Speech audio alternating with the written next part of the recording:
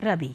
जैसा कि आप स्क्रीन पर देख रहे हैं, आपको कुछ चित्र दिखाई दे रहे हैं। इन फसलों को तो आपने अपने गांव में उगते हुए देखा ही होगा और इनको खाद्यान्न रूप में प्रयोग भी किया होगा। इनमें प्रमुख है गेहूँ। गेहूँ को तो आप रोज़ के अपने भोजन में प्रयोग ही करते हैं। तम्बाकू, तम्बाकू के विषय में भी आप सब जानते हैं।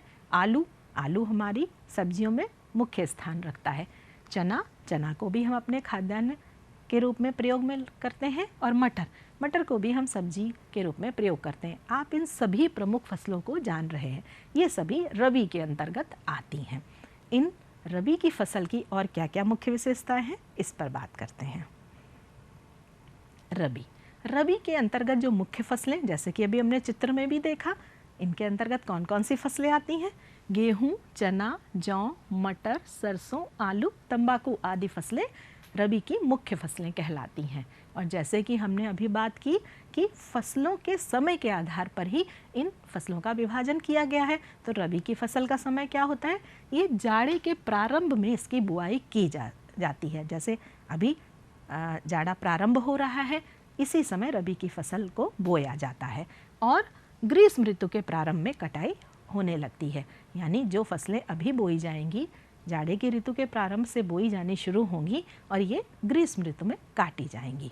इन फसलों के लिए और क्या क्या आवश्यक होता है, उसके बारे में जानते हैं। इन फसलों को सामान्य पानी की आवश्यकता होती है।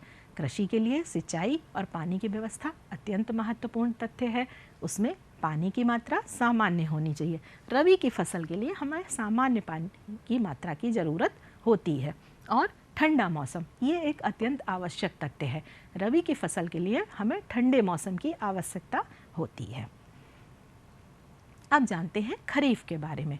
दूसरी फसल समय के आधार पर हमारी कौन सी है? खरीफ की। 3 भागों में हमने विभाजित किया था, रबी, खरीफ और जायद। रबी के बारे में हम जान चुके हैं, अब हम जानेंगे खरीफ के बारे में। खरीफ के अंतर्गत आप देख रहे हैं चावल, मक्का, ज्वार, बाजरा, जूट, मूंगफली, गन्ना आदि की फसलें खरीफ के अंतर्गत आती हैं। अब इनको आप चित्र के माध्यम से पहचानिए। देखिए, ये चावल की फसल है, ये मक्का की, ज्वार की, बाजरा की, जूट की, मूंगफली की और गन्ना की। ये प्रमुख कुछ फसलें हैं जो खरीफ के अंतर्गत आती हैं। आपने इन सभी को अपने खाद्यान्न पदार्थों के रूप में प्रयोग में लाया भी होगा। जैसे कि चावल, आपके खाने में, आपके दैनिक भोजन में आप चावल ज़रूर खाते होंगे। मक्का, मक्के के आटे के बनाए हुए खाद्य पदार्थ भी आपने खाए होंगे। ज्वार का प्रयोग भी हम खाद्यान्न के रूप में करते हैं। इसी प्रकार बाजरा, जूट, जूट तो आप सभी जानते ही हैं। जूट का उत्पादन करके हम उससे अपने जो फसलों हैं इनको पैक करने के लिए हम रस्सी और बोरी का निर्माण करते हैं। मूंगफली तो आप सभी ने खाई ही होंगी और गन्ना, गन्ने से चीनी बनाई जाती है। ये सभी फसलें हमारी खरीफ के अंतर्गत आती हैं। अब खरीफ के बारे में बात करते हैं। खरीफ के अंतर्गत कौन कौन सी मुख्य फसलें हैं? अभी हमने चित्रों के माध्यम से जाना, उनके प्रयोग के माध्यम से जाना। एक बार फिर हम उन सभी फसलों के नाम याद कर लेते हैं। चावल, मक्का, ज्वार, बाजरा, जूट, सनई, मूंगफली, कपास, गन्ना, तिल और अरहर, ये सभी फसलें खरीफ के अंतर्गत आती हैं। इसमें अरहर को दाल के रूप में प्रयोग किया जाता है, तिल को तिलहन अर्थात तेल निकालने के लिए, गन्ना के जैसे हमने अभी बात ही की चीनी बनाने के लिए गन्ने का प्रयोग किया जाता है, कपास से हम सूती वस्त्रों का उत्पादन करते हैं, मूंगफली खाद्य पदार्थ के रूप में, सनई और जूट रस्सी और बोरे बनाने, थैले बनाने के काम में प्रयोग किया जाता है। बाजरा और ज्वार ये प्रमुख खाद्यान्न है और चावल, मक्का तो आप सब ने अपने दैनिक भोजन में प्रयोग में लाया ही है। इस फसल का क्या समय होता है? जैसे हमने अभी रबी के बारे में जाना था कि सर्दी के प्रारंभ में रबी फसल बोई जाती, इसी प्रकार हमारी ये दूसरी फसल खरीफ, ये वर्षा ऋतु में बुआई की जाती है और शीत ऋतु के प्रारंभ में इसकी कटाई होती है। अर्थात वर्षा ऋतु में इसकी बुआई क्यों की जाती है? क्योंकि इसको अधिक पानी की आवश्यकता होती है। खरीफ की फसल के लिए हमें पानी की मात्रा अत्यधिक आवश्यक होती है, इसके लिए इसीलिए सिंचाई की ज़रूरत भी होती है। यदि अगर पानी कम मिलेगा तो खरीफ की फसल का उत्पादन अच्छा नहीं होगा। इसीलिए इस फसल के लिए हमें वर्षा ऋतु का समय सबसे उपयुक्त समय कहलाता है और खरीफ का उत्पादन सबसे अच्छी अगर वर्षा होती है उस वर्ष ज़्यादा होता है। अब हम बात करते हैं अपनी तीसरी फसल के बारे में। जो जिसका नाम है जायद, आप स्क्रीन पर देख रहे होंगे। इस फल को तो आप सब पहचानते ही होंगे, ये है खरबूजा, और ये आप सबकी मनपसंद ककड़ी, ये खीरा है, और ये लौकी। इन सभी को आपने फलों और सब्जियों के रूप में ज़रूर खाया होगा। ये सभी गर्मियों में आते हैं और इनका समय के हिसाब से ही हम प्रयोग करते हैं। जैसे गर्मी में हमारे शरीर को पानी की अत्यधिक आवश्यकता होती है, तो देखिए जायद की फसलों के अंतर्गत जितनी भी सब्जियां और फल आते हैं, ये सभी अपने अंदर पानी प्रचुर मात्रा में समाहित रखते हैं, और इन फलों और सब्जियों के सेवन से हमें गर्मी से भी निजात मिलती है। तो ये जायद की सबसे महत्वपूर्ण विशेषता है कि जायद के अंतर्गत आने वाली सभी फसलों में पानी की प्रचुरता व्याप्त होती है और इनके अंदर पानी पाया जाता है। ये सभी रसीले फल और जूसी फल होते हैं, और इनके सेवन से हमको गर्मी से निजात मिलती है। अब जायद की क्या क्या विशेषताएं होती हैं? जैसे कि हमने जाना कि समय के आधार पर 3 फसलें होती हैं। रबी खरीफ की बात हम कर चुके हैं, अब हम करेंगे जायद की बात। जायद किस समय उगाई जाती है और जायद की फसलों की क्या विशेषता है? जैसे इसकी मुख्य फसलें अभी हमने जानी थी, ककड़ी, खीरा, तरबूज, खरबूज और लौकी आदि। फसल का समय क्या होता है? अप्रैल में बुआई व जुलाई में कटाई की जाती है, अर्थात गर्मी के प्रारंभ में इनकी बुआई की जाती है और वर्षा ऋतु से पहले इन फसलों को काट लिया जाता है। पानी की आवश्यकता, इनको पानी की तो आवश्यकता होती है, लेकिन इनके लिए सबसे आवश्यक तथ्य है कि गर्म हवा व धूप, यानी इन जायद की फसलों के लिए यदि गर्म मौसम नहीं होगा, गर्म हवा नहीं प्रचुर मात्रा में मिलेगी और इनको प्रचुर मात्रा में धूप की प्राप्ति नहीं होगी, तो इन फसलों का उत्पादन अच्छा नहीं होगा। तो गर्मी के साथ साथ इन्हें गर्म मौसम की भी ज़रूरत होती है, गर्म हवा और धूप की भी। तो जायद की फसलों के लिए सबसे बड़ी विशेषता यही है कि इनके लिए गर्म मौसम आवश्यक होता है। और अप्रैल में बुआई, गर्म मौसम का प्रारंभ होता है, मार्च अप्रैल से प्रारंभ होना शुरू हो जाता है, तो अप्रैल में इनकी बुआई की जाती है और वर्षा ऋतु के पहले अर्थात जुलाई में लगभग इनकी कटाई कर ली जाती है। अब हम जानते हैं, हमने अभी 3 प्रकार की फसलों के बारे में जाना जो हमारे उत्तर प्रदेश में उगाई जाती हैं। इन फसलों के लिए हमें अलग अलग मात्रा में पानी चाहिए होता है। वो पानी हमें कहाँ से प्राप्त होता है और उस पानी का हम प्रयोग फसल में किस प्रकार करते हैं? जब हम पानी का प्रयोग फसल में करते हैं उसे ही हम सिंचाई कहते हैं, अर्थात अपने खेतों में पानी लगाने की व्यवस्था को हम सिंचाई कहते हैं। जैसे कि आप इस रेखा में देख रहे होंगे, इस डायग्राम में देख रहे होंगे, ये उत्तर प्रदेश का पूरा भाग हमने मान लिया। अब आप इसको आपने पूरा भाग माना। कुल कृषि भूमि का लगभग 3/4 से अधिक क्षेत्र सिंचित है, अर्थात अगर हम इसको पूरे भाग को 4 भागों में विभाजित करें तो हमारा एक हिस्सा जो है वो छूट जाता है। बाकी 3 हिस्सों में उत्तर प्रदेश में सिंचाई की अच्छी व्यवस्था है। सिंचाई के साधन, उत्तर प्रदेश में किस किस प्रकार के सिंचाई के साधन प्रयोग किए जाते हैं? जैसे कि आप स्क्रीन पर देख पा रहे हैं, नलकूप, नहर, कुएं, तालाब, झील आदि। नलकूप, नहर, कुएं, तालाब, झील, इनके द्वारा हमारे उत्तर प्रदेश राज्य में मुख्य रूप से सिंचाई की जाती है। सर्वाधिक सिंचाई हमारे उत्तर प्रदेश में नलकूपों द्वारा की जाती है। नलकूप तो आप सब जानते ही होंगे, जिसको हम ट्यूबवेल भी कहते हैं।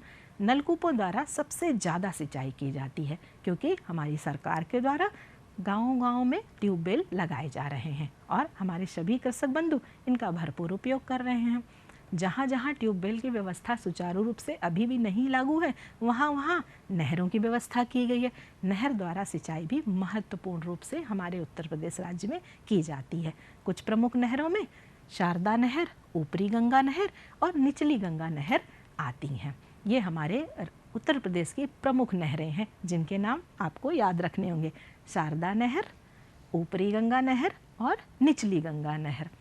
अब एक महत्वपूर्ण तथ्य, ये जो अभी हमने 3 नाम गिनाए, इसमें से शारदा नहर हमारे उत्तर प्रदेश की सबसे लंबी नहर है, जिसके द्वारा सर्वाधिक सिंचाई हमारे उत्तर प्रदेश राज्य में की जाती है। तो ये तो हुई सिंचाई के साधनों के बारे में विस्तृत जानकारी।